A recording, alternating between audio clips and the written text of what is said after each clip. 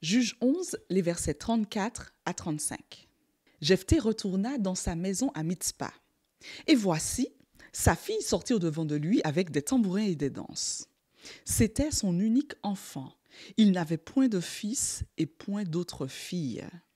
Dès qu'il la vit, il déchira ses vêtements et dit : « Ah, ma fille, tu me jettes dans l'abattement. Tu es au nombre de ceux qui me troublent.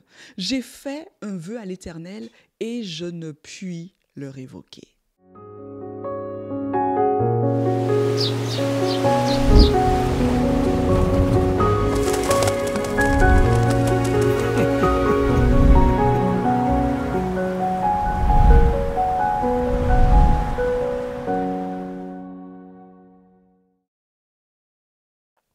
Bonjour chers amis, poursuivons ensemble nos réflexions à partir du livre des Juges.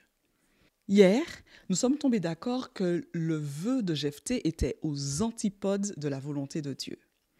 Comme pour lui donner un éclair de lucidité, Dieu le met au pied du mur. Et pourtant, il ne percute pas. L'histoire nous montre que c'est sa propre fille, son unique, qui vient l'accueillir à son retour de bataille. D'ailleurs, la conséquence est sans appel. Par ce sacrifice, il perdrait la possibilité d'avoir une descendance, car sa fille est encore vierge. De plus, son erreur est d'engager une autre personne dans sa promesse. Il se rend compte de cette erreur, mais il s'est engagé et se sent obligé d'aller jusqu'au bout, jusqu'à tout perdre. Quelquefois, Dieu souhaite nous rappeler à l'ordre sur nos choix, orientations, prises de décision. Il nous met devant les yeux les aberrations de nos décisions, mais nous nous entêtons.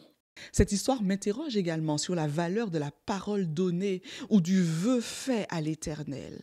Faut-il aller jusqu'au bout alors que l'on se rend compte de l'absurdité de la promesse ou de la non-adéquation du projet à la personne et à la volonté de Dieu ?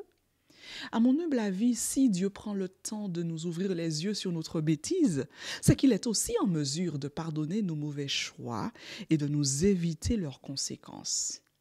Mais faisons attention à l'absurdité de nos vœux inconsidérés. Ne promettons pas ce que nous ne pourrons pas tenir et n'oublions pas que notre oui soit oui et notre non soit non. Comme dit Matthieu 5,37, tout ce que nous y ajoutons vient du malin.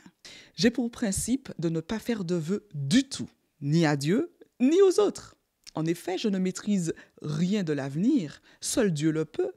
Et de plus, par ma nature déchue et mon jugement parfois peu éclairé, je peux facilement faire des erreurs de jugement.